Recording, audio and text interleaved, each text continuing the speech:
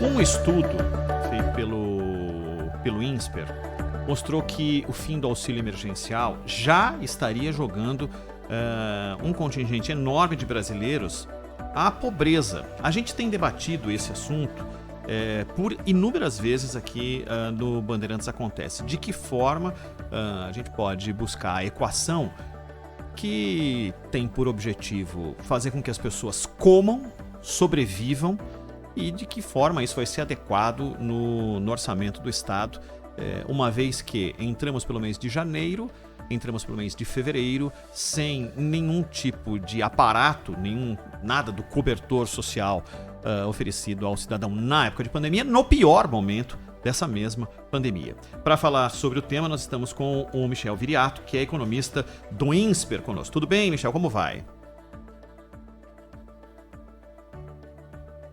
Ele está pelo Skype? Não está nos respondendo. Mas não está nos ouvindo. Não está nos ouvindo, ele pelo está, menos. Ele nos vê. Agora tá ouvindo? Sim. Tudo bem, Michel? Tudo bom, Michel? Tudo ótimo. Muito obrigado pelo convite. Boa tarde. O prazer é nosso aqui. Muitíssimo obrigado. Michel, o estudo mostra que tem aí cerca de 2 milhões de brasileiros que já no início do ano já estarão nessa proximidade ou já dentro da linha da pobreza.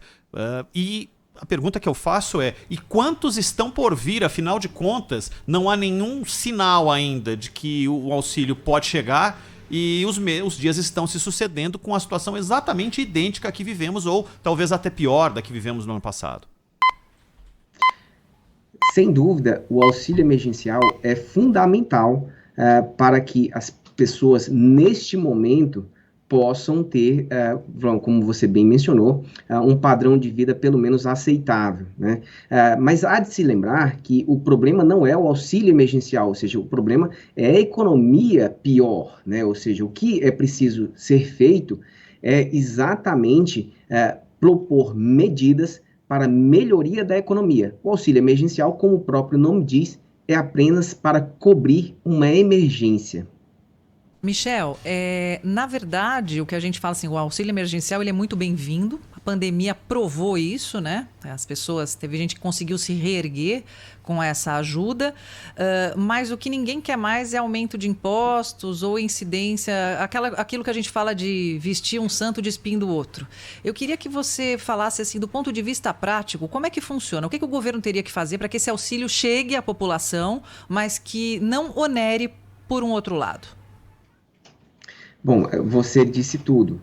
Não tem outra forma. Veja, no ano passado foi gasto mais de 230 bilhões de reais justamente no auxílio emergencial. Isso, sem dúvida, foi fundamental para segurar a economia. Há de se lembrar e fazer uma analogia, quando o governo Temer liberou o FGTS, aquilo foi por volta de 40, 50 bilhões.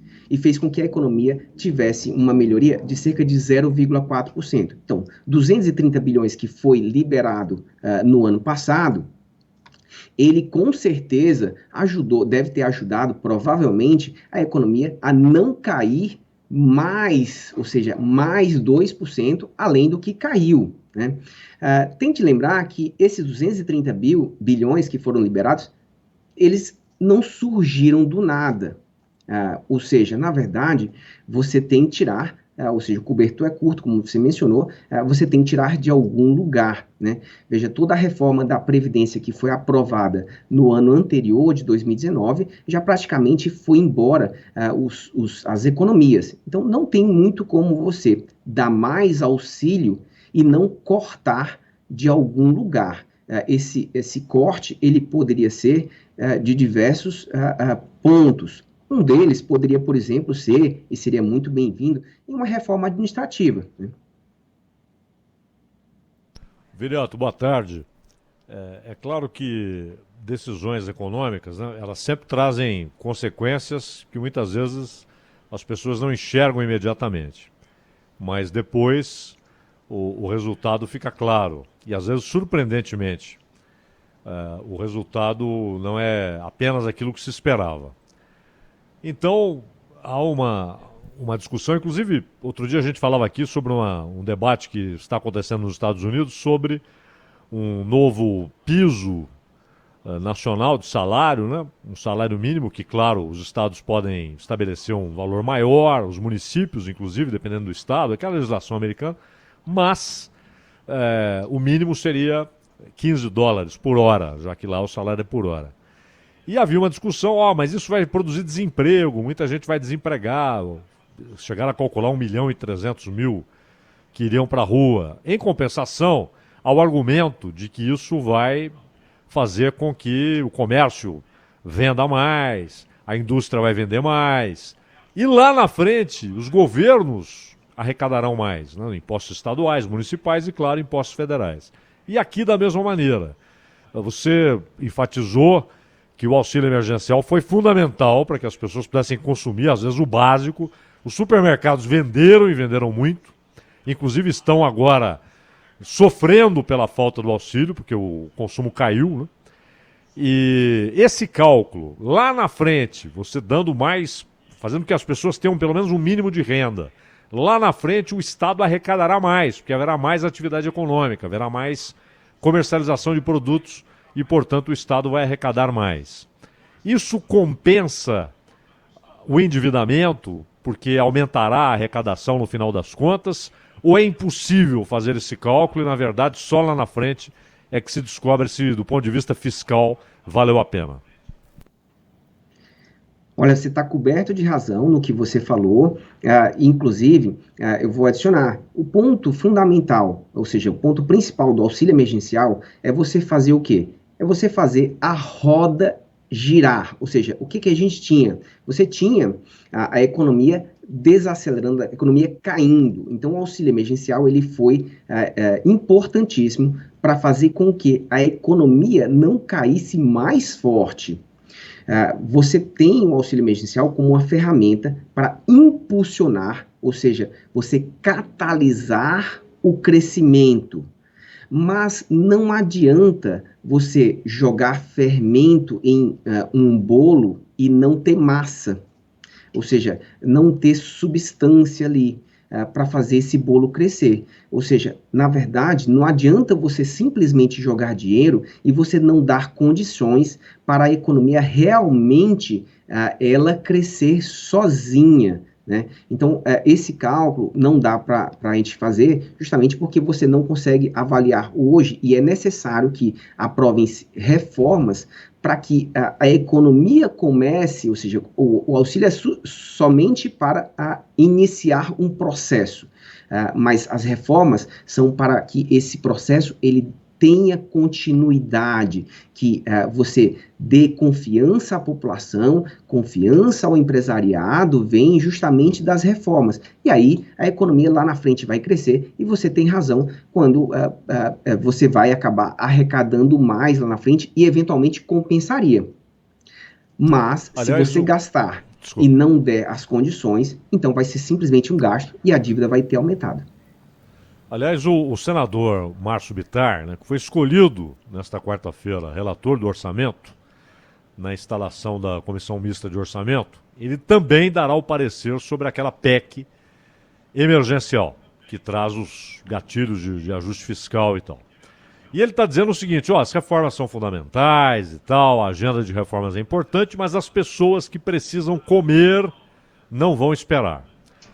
E há duas notícias hoje aí circulando. Uma é que há muito descontentamento no Ministério da Economia com os efeitos fiscais de um novo auxílio. E, ao mesmo tempo, dizem que a tendência é, com o aval do Paulo Guedes, o governo apresentar uma proposta de que seria um auxílio de R$200, 3 parcelas. Durante 3 meses, R$200, apenas para trabalhadores informais que não recebem do Bolsa Família, não estão inscritos no Bolsa Família. Então seria, há um cálculo aí de 38 milhões, 36, 37, há muitas dúvidas, contra 68 milhões que receberam no ano passado. E em vez de 600 ou 300, como foram nos últimos meses, R$200 em 3 parcelas.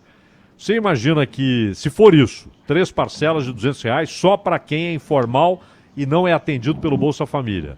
Isso diminuiria muito o impacto trágico da pandemia, impacto social. E, ao mesmo tempo, o impacto fiscal seria digerível, seria um negócio que poderia ser digerido pelo governo sem grandes problemas no endividamento? Eu acho que faltou, como você bem mencionou, já de início, né? Ou seja, imaginou-se que iria se dar um auxílio emergencial, acabaria e simplesmente o problema estaria resolvido. Não funciona assim, nós sabemos.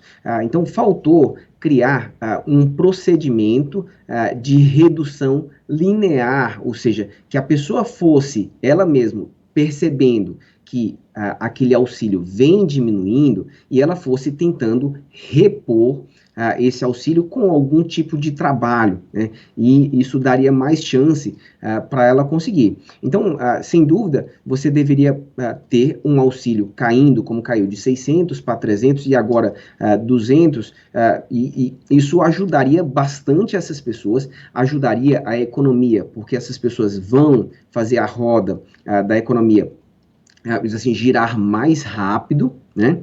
Mas as pessoas, como você mencionou, da equipe fiscal, elas têm razão, porque elas têm um receio de que isso possa simplesmente trazer uma elevação de dívida e não, se não vier com as contrapartidas, você tenha, então, uma dívida sem as condições de pagar no futuro. E isso pode sair até mais caro. Michel, a última de minha parte. Essa possibilidade de não haver dinheiro nenhum e esses números só se transformarem cada vez mais superlativos, existe alguma forma de calcular, vocês que são especialistas nisso, o quanto essas pessoas gerarão despesas para o Estado no que se refere à saúde, por exemplo, que irão para o SUS por problemas médicos que são derivados de falta de higiene, de falta de boa alimentação ou mínima alimentação, e todo o ciclo na vida de uma pessoa que a falta de dinheiro fará com que ele se torne precário, cada vez mais precário, e isso vai, na verdade, ao invés de voltar como imposto com o gasto daquilo que o governo deu para ele, voltará como despesa para o governo, usando toda a estrutura que o governo oferece ao cidadão? Bom, nós não temos essa conta. Mas é possível. Mas sim, é perfeitamente possível. Nós já tivemos momentos em que a economia estava desacelerando no passado muito forte, e é possível ver ou fazer uma analogia de quanto era o gasto devido a justamente esses pontos que você mencionou, relativo à saúde, relativo a outros tipos de amparo necessários. Então, é possível fazer essa conta, mas, veja, aqui você tem um dilema, que é a conta hoje no presente, o quanto você paga hoje no presente e o quanto você pode ter pior no futuro. Veja, você elevar dívida e você eventualmente piorar ainda mais as condições econômicas no futuro, então isso pode ser muito pior, né? Então, isso que é muito difícil ponderar, e eu acho que é isso que está sendo debatido entre os dois lados, ou seja, aquele que tem receio que no futuro você tenha uma situação econômica pior se você tiver mais dívida, e aquele que realmente, como você bem mencionou, quer dar um amparo maior agora para esses trabalhadores, para os cidadãos que estão hoje em situação assim, pior devido à situação econômica que nos trouxe a pandemia. Michel, na verdade, pegando um gancho na pergunta que o Ronald fez e um comentário aqui dos nossos ouvintes, a dúvida é muito sobre o impacto da corrupção, né? Hoje, a gente pagando a conta, que a gente sabe que isso aí é bem complicado. Eu gostaria que você falasse sobre isso, né? Enfim, é um assunto certo, todo mundo sabe que isso... cada um de nós é prejudicado com corrupções, escândalos, desvios de dinheiro, verbas, etc. Ao mesmo tempo, existe uma outra premissa de que o Estado é feito para ser endividado. Só que quando não há dinheiro, o que acontece? Eu queria que você fizesse essas duas abordagens, por favor. Você está coberta de razão. Sem dúvida, a corrupção, ela já drenou, lembrar que é passado, ela já drenou muitos recursos da sociedade, né? Veja, basta ver o que a gente teve recentemente de denúncias, tudo isso, se acumulado, poderia dar eventualmente um novo plano de auxílio emergencial como esse que está sendo proposto. Poderia simplesmente cobrir ele? Poderia, né? O problema é que tudo isso é passado, já foi. Ou seja, na verdade, a corrupção ela sempre acontece marginalmente, ela costuma acontecer, a gente não consegue identificar, a gente só consegue ver a posteriori, ou seja, verificar depois. Sem dúvida, você tem razão, o Estado deveria criar mecanismos para inibir ainda mais a corrupção, de forma que sobraria mais recursos para amparo à sociedade. Ao mesmo tempo, a sociedade, ela de certa forma, ela é culpada por colocar ali as pessoas que estão promovendo essa corrupção, né? Deve-se lembrar disso, né? Michel Viriato, economista do INSPER, falando sobre os impactos na população, na sociedade, do não pagamento do auxílio emergencial. Michel, muito obrigado pela sua atenção com a Rádio Bandeirantes. Até uma próxima. Muito obrigado, boa tarde, até a próxima. Até.